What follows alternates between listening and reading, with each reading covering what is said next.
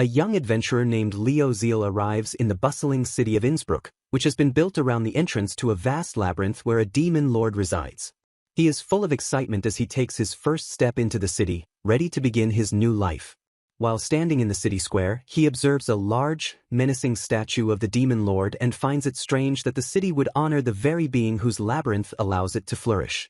Deciding to find something to eat, he takes a step forward just as a loud cracking sound echoes through the square, followed by a scream.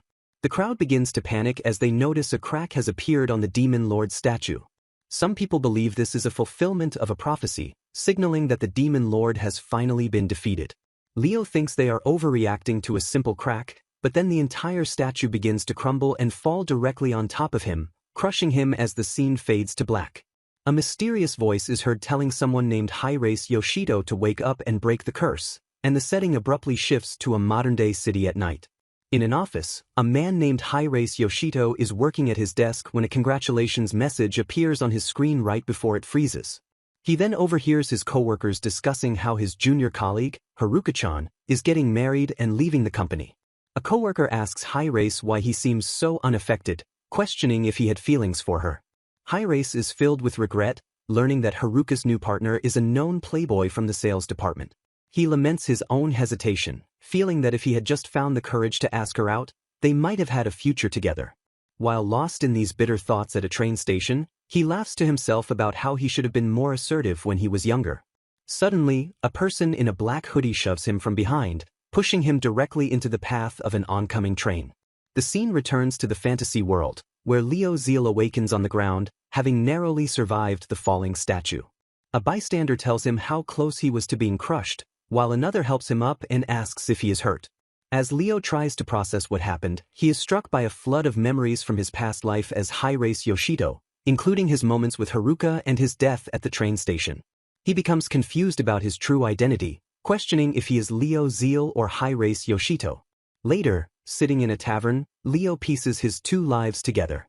He remembers his current life as Leo Zeal, the third son of a noble family who left home with little inheritance to become an adventurer. He also clearly recalls his miserable former life and his final moments as Hirase Yoshito. He remembers the voice telling him to break a curse and decides to cast aside his gloomy past, resolving to fully embrace his new life as Leo Zeal, succeed as an adventurer, and find a wonderful woman. As he thinks this, his eyes land on a beautiful woman in armor with long red hair sitting at the bar. He notices a glowing star near her that no one else seems to see. The woman catches him staring and asks what he is looking at. Flustered, Leo is unable to answer before she rushes over, slams her hands on his table and aggressively grabs his collar, accusing him of spying on her and demanding to know who sent him.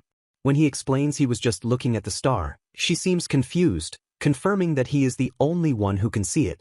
Despite her hostility, Leo is taken by her beauty and decides this could be his chance, so he tells her he was staring because she is so beautiful he couldn't look away. The woman is not impressed and is instead disgusted, remarking on the vulgarity of lower-ranking nobles. She then threatens to kill him if she sees him again and storms out, leaving Leo to wonder what kind of mad dog she is. That night in his room, Leo is still annoyed by the encounter but finds himself fantasizing about such a strong-willed woman submitting to him. He quickly snaps out of it, deciding a kind and loving girl like Haruka would be much better than a female gorilla, like the armored woman. He sighs, wishing he had his current looks in his past life, which might have given him the courage to ask Haruka out.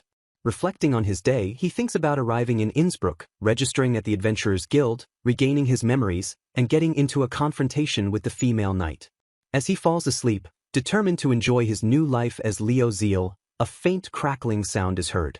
Leo wakes up to find himself back in the city square in front of the intact demon lord statue. He is bewildered, wondering if someone carried him out of the inn while he was asleep. He then hears the same crowd reacting to the newly formed crack in the statue, talking about the prophecy just as they had before. He is completely baffled by how the statue, which he remembers collapsing, is standing again. He returns to the same tavern and once more sees the red-haired female knight with the star. As he stares, she confronts him in the exact same way, asking what he is looking at. Before he can react, she rushes over and grabs him, repeating her accusations of him being a spy. As the events unfold exactly as they did before, both Leo and the woman look shocked, and Leo realizes with dawning horror that time itself has somehow rewound, leaving him to wonder how he ended up in this situation. Leo Zeal wakes up in his own room, exhausted from the previous day's events. He recalls his second encounter with the red-haired female knight, where his attempt to repeat her words backfired completely. The woman became enraged, calling him an insolent fool and accusing him of not understanding the difference in their stations. Believing he was mocking her, she drew her sword with a crazed look in her eyes, forcing Leo to run for his life. Lying in bed, he reflects on his bizarre situation. He had tried explaining the time loop to various people, but no one believed him, and he soon realized that he was the only one aware that the day was repeating. Confused by his reincarnation and the endless cycle, he concludes that it would be best to avoid the Mad Dog woman entirely, as getting involved with her seemed like too much trouble. As he drifts off to sleep, a familiar crackling sound signals the reset of time. He awakens to find himself at the beginning of the day once more, only to witness the Demon Lord's statue begin to collapse again. It dawns on him that he is trapped, forced to live the same day over and over. Wondering if time itself has rewound again, he feels his stomach growl and decides to find something to eat. At a food stall, he orders 2 skewers, and as he pays the 6 copper coins, he has a profound realization. The money he had spent in the previous loops was back in his pouch as if he had never used it. He understands that no matter what he does, everything resets, and no one else remembers, effectively erasing all consequences. A wave of manic joy washes over him. If his actions have no lasting effect, he can do anything he desires. Determined to make up for the lonely and uneventful life he lived as High-Race Yoshido, he heads straight for the town's brothel. Bursting with excitement, he slams a bag of money on the counter and demands the finest woman available. The owner introduces him to a stunning woman named Anastasia, and Leo shivers with delight, thinking that being trapped in a time loop is the best thing that could have happened to him. The next day, he wakes up at the start of the loop again, his money restored. Thrilled by the possibilities, he returns to the brothel, where he is presented with a lineup of beautiful women. He finds it difficult to choose, imagining the different experiences he could have with each of them. Then he realizes he doesn't have to decide at all. He can spend time with every single one of them in the subsequent loops. However, as he indulges in this fantasy, a disturbing image of skeletons caressing him flashes in his mind, and he understands that even unending pleasure can become a form of hell. Later, he is seen stumbling out of the brothel looking physically ill. Onlookers whisper among themselves, calling him a lunatic and warning each other to stay away.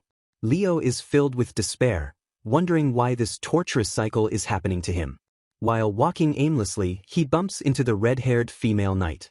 This time, she is the one who initiates the confrontation, angrily calling him a bastard and questioning where he is looking. She tells him to go die if he wants to, and her words resonate with his own desperation.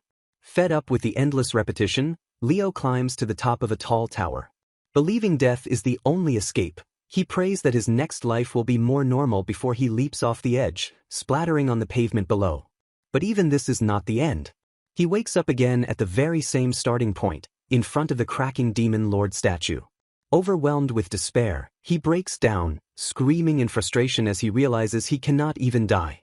He questions what he did to deserve this suffering and who is to blame. Amid his anguish, he recalls the mysterious voice from the beginning telling him to wake up and break the curse. The word curse clicks in his mind. He understands that this is not a random occurrence but a curse that must have a way to be broken. After repeating the day tens of times, he searches his memory for any clue or anomaly. Suddenly, it hits him. In this strange, looping world, there is one constant, unnatural element: the woman with the strange, glowing star above her head. He realizes with certainty that she must hold the key to his situation and clenches his fist, filled with a new sense of purpose.